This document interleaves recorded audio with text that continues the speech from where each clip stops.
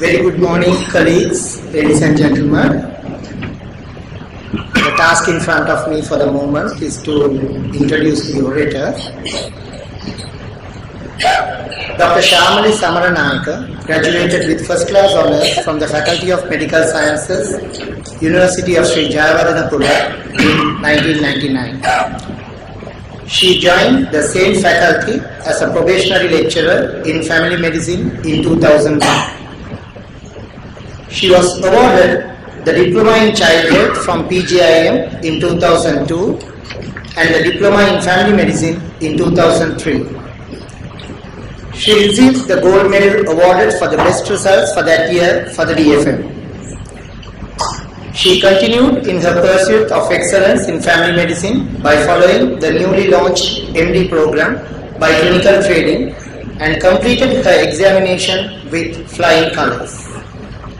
She was awarded a post of Honorary Research Fellow at the Department of Primary Care and Public Health Sciences at King's College London during the next 2 years. She is a board certified specialist in family medicine from 2008. Now she serves as the senior lecturer in the Department of Family Medicine at Sri Jayawardhanapura University. Presently, she is the co-convener for the Personal and Professional Development stream at the faculty. She also is the chair for the Community-Based Medical Learning Program of the faculty for this year. Dr. Samaranayake serves as a trainer and an examiner for undergraduate and postgraduate examinations. She is an honorary associate member of the Royal College of General Practitioners and joined the MRCGP South Asia OSCE Group in 2010 and serves as the deputy convener for the South Asia region from 2011 to date.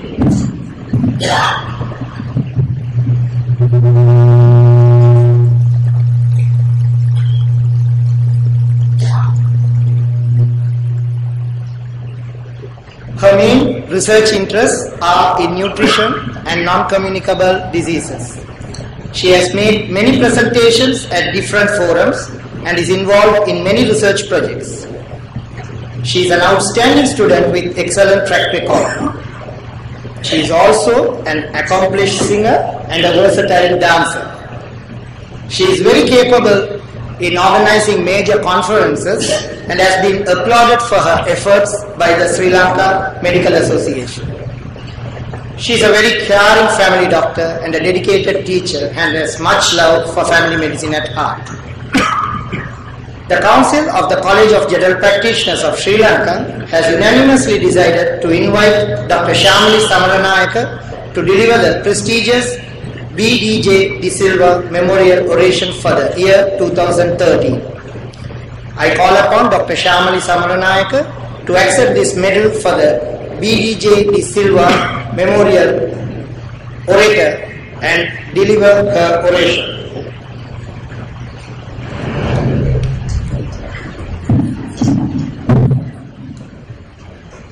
Good morning, everyone.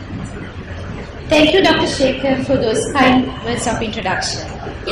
President, College of General Practitioners of Sri Lanka, Council members, members from the Dr. B.D.J. De Silva's family, distinguished guests, colleagues and friends. I would like to thank the Council and the Scientific Committee of the College of General Practitioners of Sri Lanka and the family of Dr. B.D.J. De Silva for giving me this opportunity. Bentara Bible Mystery Don Jayawardhana De Silva was born in 1922. He completed his education at St. Thomas's College, Pennsylvania. He matriculated from University of London in 1941 and in 1942 he entered the pre-medical college, University of Ceylon, those days a requirement before entering the medical college. Then he entered the Ceylon Medical College in 1944, which shortly became the Faculty of Medicine Fellow. In 1949, he qualified with MD MBBS second-class honors. After a short period of practice in the government sector, he became a general practitioner in Maharagana in 1922. His involvement with Independent Medical Practitioners Association, was a council member and later became the president of the IPA. And he initiated the drug sector of the Independent Medical Practitioners Association. He was a founder member of the College of General Practitioners of Sri Lanka and became the president of the college. He was in the board of management of the North Colombo Medical School, which was initiated by the College of General Practitioners. And in 2003, he got the award of recognition from the college, the first such honor made by the College of General Practitioners. He was married to Dolly in 1954 and blessed with 5 children, 2 sons, Johan and Kunil, both are consultants in Australia now, 3 daughters, Yulani, Indumani and Sharma. He was a great teacher for undergraduates and postgraduates. And he had a creative mind and innovated simple equipment and procedures which could be used in primary care. He was a devout Buddhist with high principles and a talented artist specialized in charcoal frescoes and was appreciated by then Sir Nicholas Artier. In 2007 June, he left this world leaving behind his memories. I am honored to deliver this oration in the name of a person who has done a great service to private care in Sri Lanka. I'll be talking about objective structured clinical examinations. During this presentation, I'll be discussing the assessments in general, education principles, OSCE and the background of it, and planning and implementing OSCEs. Assessment drives learning. That is why Gibbs said, assessment is the most powerful lever teachers have to influence the way students respond to course and behaves as learners.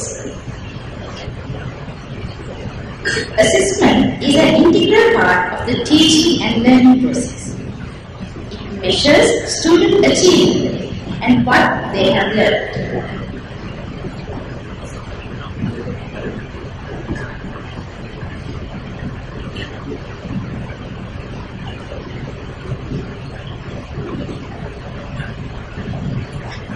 Assessment also provides a good feedback on teaching and training.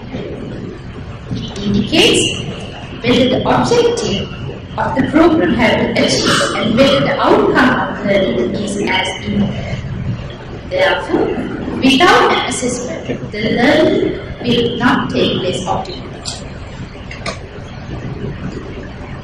Assessments can be formative or summative. Formative assessments are done during a training program. They can give feedback for the trainees as well as for the trainers.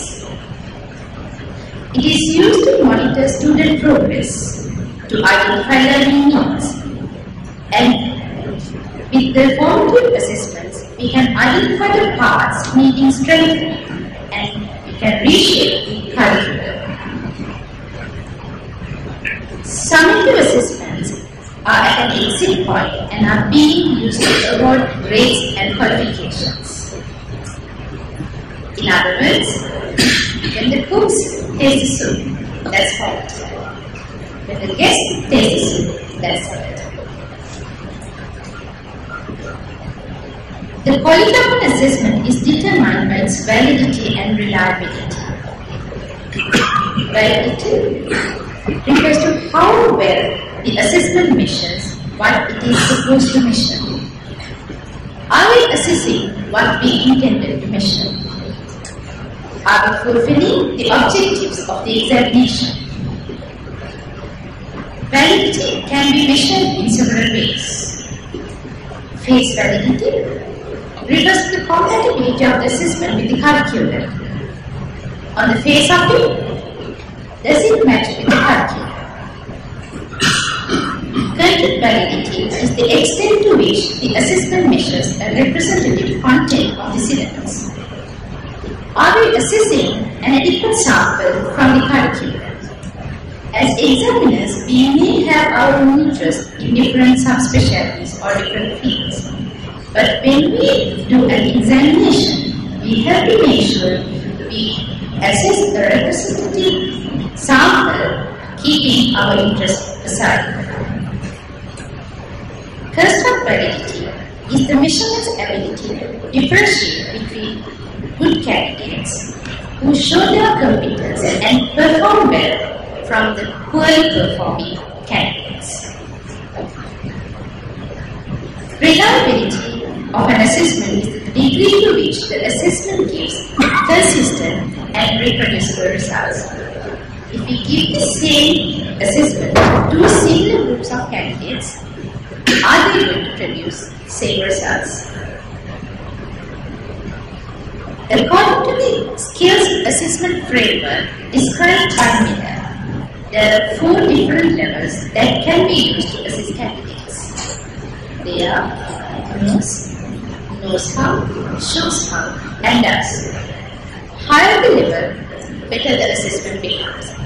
As you can see here, the knows and knows how parts, you assess only the cognition, the knowledge part. But when you go higher the assessment pyramid, with the shows how and does, we can assess behaviors, skills, and attitudes. Therefore, when we go higher, the examination becomes more authentic.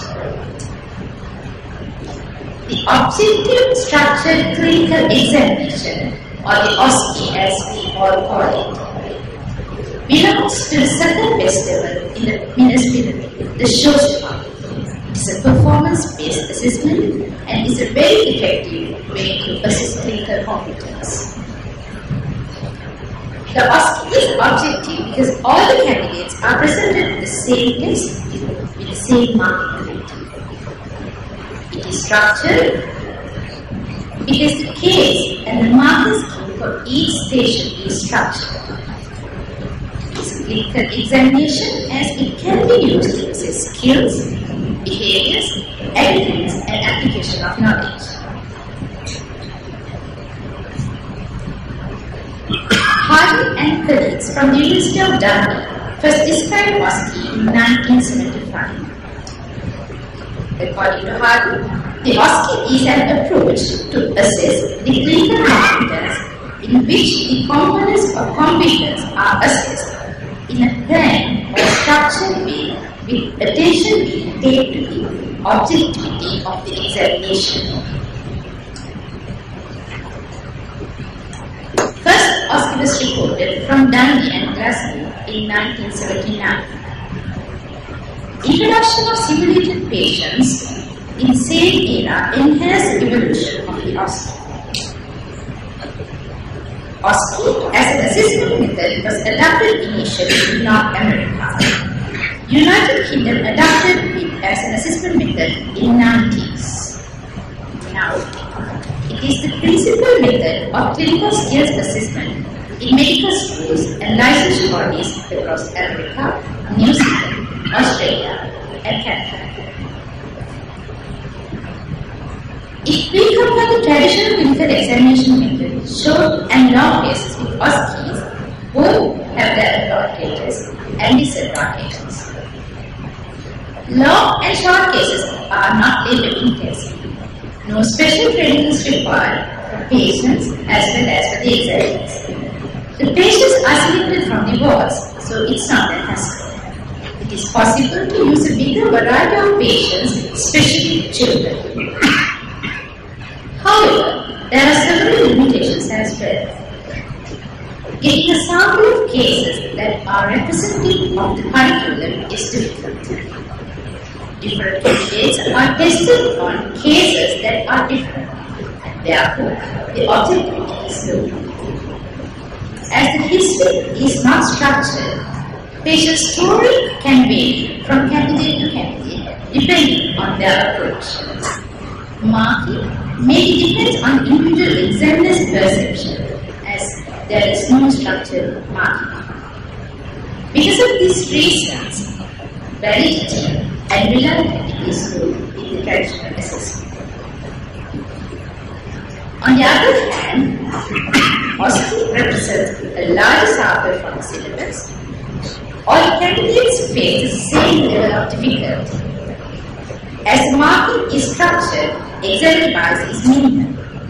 Therefore, OSCE is a more valid and reliable tool for assessment of performance. OSCE also has some drawbacks. It does not assess candidates' performance in a real-life situation. In the allocated limited time, cannot assess how a candidate will face a complex situation. It is also not possible to use children to practical reasons. OSCE is very much labor intensive and have to have a proper OSCE. It is important to have a team of dedicated people. However, when we compare the long and short cases with objective structured clinical examination, OSCE gives a better quality overall assessment. Next, I will discuss the process of conducting an OSCE in a proper manner. With the experience I gained by working in the MRCGP South Asia OSCE group from 2010 and in the King's College London OSCE group for 2 years. This will be useful for the examiners to ensure the quality of the assessment. The candidates too will be able to get an idea of what an OSCE is and prepare themselves to face it. Preparing for an objective structured clinical examination begins with formation of an expert group to identify certain areas in particular and the skills that need to be tested. The next step is to make a blueprint of these and identify possible cases to be presented as OSCEs. If we look at this blueprint, these are the content areas, the systems. Usually we use this in medical examinations. And the skills to be assessed we plot against the curriculum or the content areas. For undergraduate examination, we can use a single blueprint like this with assessing certain components like communication skills, examinations, management skills. But for postgraduate examinations, we should have we should do it in a broader way, and we should assess the overall management skills. We can give the same content areas, but the skills that we are going to assess are different. We can assess how they respond to acute situations, how they manage problems, or how they manage psychosocial issues. So, depending on the exam, we have to have our own blueprint before we start a proper OSCE. Then comes the development of OSCE stations. To facilitate this process, examiners need to be trained, especially on identifying the skills to be tested and developing the marking technique. All the cases that we see in day-to-day practice, we cannot put as OSCEs. So we should identify the scenarios which are OSCEable. That is, the things we can assess during a limited time and we can put as a station in a structured way. So when we do this, we need to train the examiners to modulate the cases in our mind to match an OSCE setting. And there we should have only few skills predetermined to assess in a particular station, because we have number of stations during a single OSCE. So we can test different aspects in different stations. So we should not think we should be assessing everything in this particular station. So we identify few skills, and accordingly we have to plot the marking grid to assess the skills that we identify. The case comprises of the three main components: instructions for the candidates, details of the case, and the marking grid. Instructions for the candidates should be clear and precise. What to do and what not to do should be given. For example, if it is an examination station, it's better to say, proceed with relevant focus examination. Or if we do not want the examination, we have to clearly mention, do not examine, because that is the guide we give the candidates before they enter the real OSCE station or before they meet the simulated patient. Details of the case should include synopsis of the case, key issues and skills to be tested clearly for the examiners. This section also should have adequate information for the simulated patients to take up their roles. That is, if we discussed about a particular case, all the positive things that can be there, and all the negative things or the possible questions the candidate can ask, we should have answers prepared for the simulated patients. Also, this section should include the psychosocial background and their ideas, concerns, expectations to make them their own scenario, their own experience. Domains of the marking grid should be decided according to the course and its learning outcomes. For undergraduate exams, a checklist to see whether the task is performed or not can be used. This is an example. Ask for history of allergies, yes or no, and accordingly we give the marks. But for postgraduate examinations, we cannot do that. So we have the main domains and then we list few skills that should be covered in that domain. And the examiner should be able to use the marking grid as a guide and assess the candidate's overall performance in that particular domain.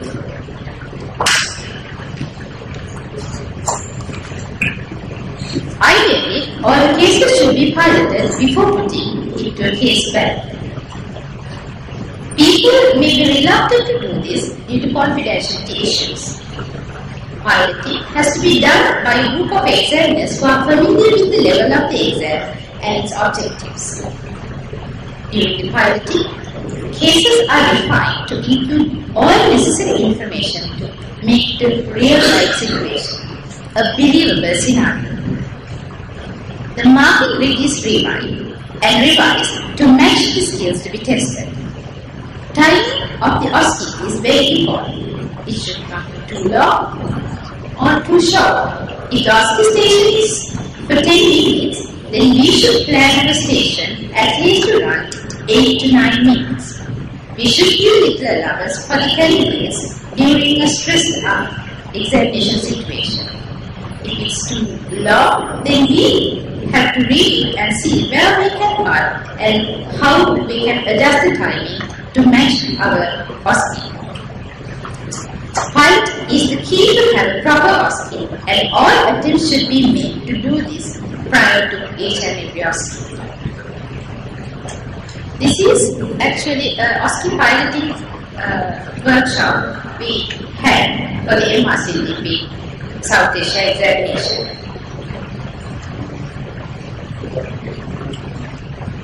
There are 3 parties involved in the OSCE. Those are examiners, simulated patients, oral patients, and the candidates. All 3 parties should be trained properly to get a better assessment. Examiners have been trained on OSCE writing, most importantly on developing the marking grid. they should be briefed about the level descriptors depending on the examination. Level descriptor means we should know what is the level we expect from these candidates. It differs from an entry exam to an exit exam. Also, the level of competence expected from postgraduates and undergraduates are different. The same examiner could appear at both undergraduate and postgraduate exams. Therefore, they should be very clear in their minds about the standards expected. Getting all the examiners together to practice mark using videos will help them to think in a similar manner in assessment. The discussions generated during this session will help people to think what are the level descriptors and what we expect from these candidates at this level. Examiners should be briefed about their conduct during the examination as well. Most of our examiners are used to the traditional long and short cases with frequent questions. Therefore, they tend to ask questions even during the askings. There can be 1 or 2 questions at an asking station depending on the case, but they have been pre-planned and the same question should be asked from all the candidates. Apart from this, the examiner should be a few observer at an asking, not even a non-verbal communication. Simulated patients are proven to be better than real patients in an asking setting. The information given by simulators are uniform to all candidates, and this will improve the objectivity of the examination. Simulated patients should be trained carefully on taking up the patient's role, especially being consistent, on expressing emotions, and revealing clinical signs. It is very important to have a pool of simulated patients and train them on a regular basis to improve their role-playing skills, as everything in the examination depends on how they act their role. However, real patients can be used to test examination skills, particularly for eliciting physical signs. Candidates too need prior training on how to face an asking. Ideally, this should be done at the mock asking setting with an individual feedback to familiarize them with the skills necessary, level of competence expected, and most importantly, how to manage their time. After doing all these things and preparing everything for the asking, then we come to the conducting of the asking. When it is the time for the asking, we should use the case bank to select our cases. A valid clinical test should assess the components in clinical competence. Those are history and examination, patient management, education, and even advanced communication skills like counseling and breaking bad news. Using the blueprint, examiners need to identify a representative sample from the curriculum for the asking. It's very important. You have to get a representative sample from the curriculum. This will increase the face validity and content validity of the examination. There is enough evidence to prove that increasing the number of stations and the duration of the examination will improve the reliability. Having a wider sample of cases with different skills to be tested and an adequate number of stations with a reasonable duration will increase the reliability of the asking. Therefore, to ensure validity, reliability, and objectivity, great care should be taken in planning the asking. Simulated patients should be well trained to get into their respective groups and must have a number of rehearsals before facing the candidate to maintain their consistency. Western universities train their simulators days to week before the exam on the real case. They are brief about the rules, and even the script is given to take note. And actually this was the practice at King's College. In our setting, it is not happening due to confidentiality issues. However, we should allocate enough time to prepare the simulated patient and should have at least few run-throughs before the simulated patient faces the real candidate. It is important that the candidate should be briefed about the OSCE survey and timing. How many stations are there, duration of the station, and the frequency of notification. Certain exams may be 1 minute notification, certain may be 2 minutes. So they should be very clear in their mind before they step into OSCE what is going to happen when they are in the OSCE stage, OSCE circuit. Examiners too have to revisit the grading process just before the examination. This will improve the inter-examiner coordination. They also should be reminded again about the conduct during the exam.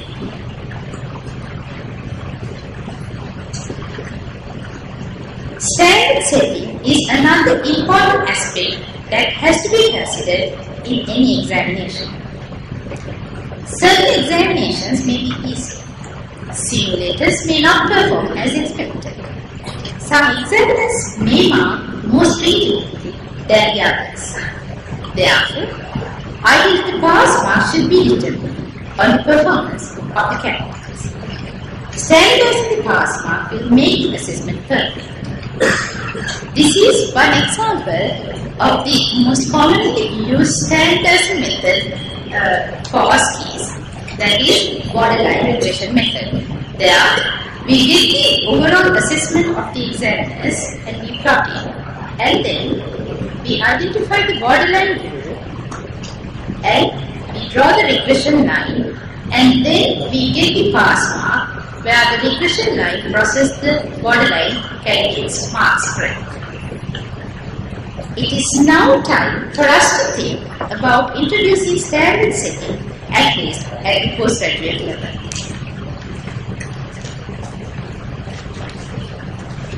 In summary, OSCE is the best clinical assessment we can have for primary care.